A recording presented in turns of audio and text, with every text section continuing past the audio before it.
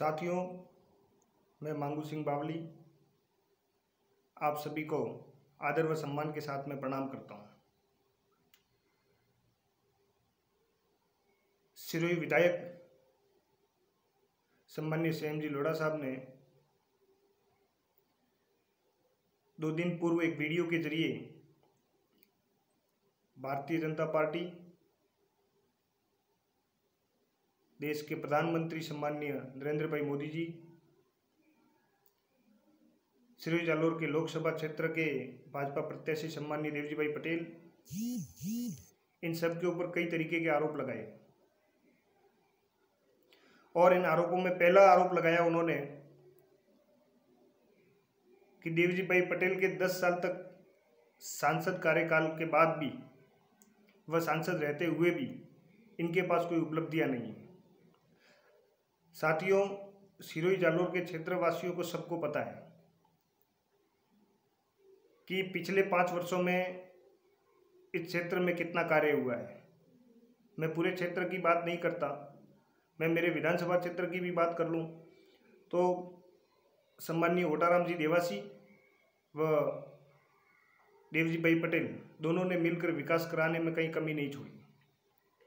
और ये जन जन जानता है, बच्चा बच्चा जानता है सिरोही का व जालोर क्षेत्र का भी।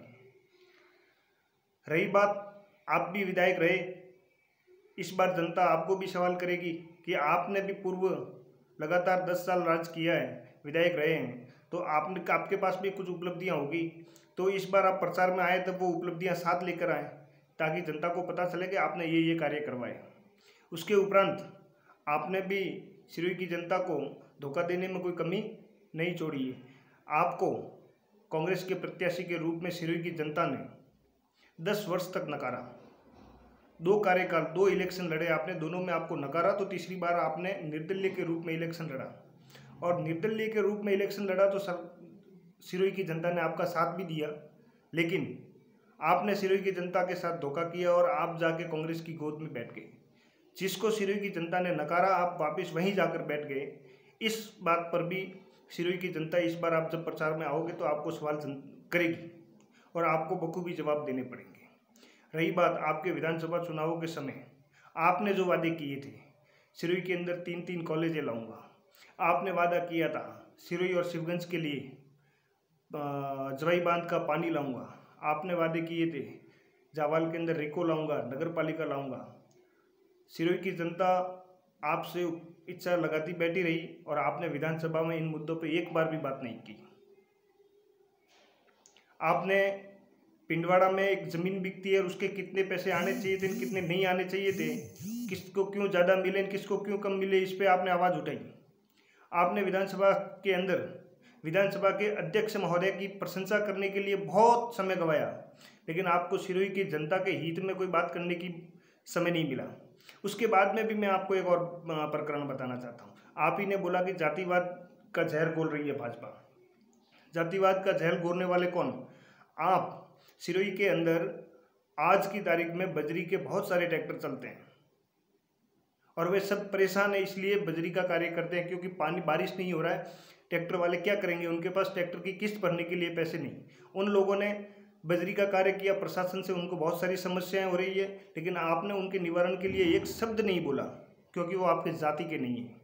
आपने पिंडवाड़ा के अंदर एक जो आप ही के समाज के बड़े कॉन्ट्रैक्टर रमेश जी सिंघी, जिनके यहाँ लगभग 100-150 टोली बजरी स्टॉक की हुई थी, और उसके ऊपर उस अवैध धंधे के ऊपर जब पिंडवाड़ा के थाना अधिकारी ने जो कार्रवाई की तो आपने उसको वहाँ से हटाने के लिए क्या क्या हथकंडे अपनाए, क्या साम दाम दंड भेद सब लगा दिए।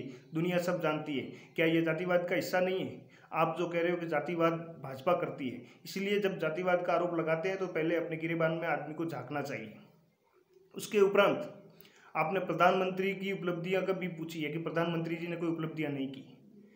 मैं आपको एक चीज़ और बता देता हूँ। इस देश के प्रधानमंत्री, वर्तमान प्रधानमंत्री सम्मानीय नरेंद्र भाई मोदी जी के कारण देश में ही नहीं बल्कि विदेशों में भी जो मान सम्मान बढ़ा है वो गौरवतापूर्ण है, कोई नकार नहीं सकता।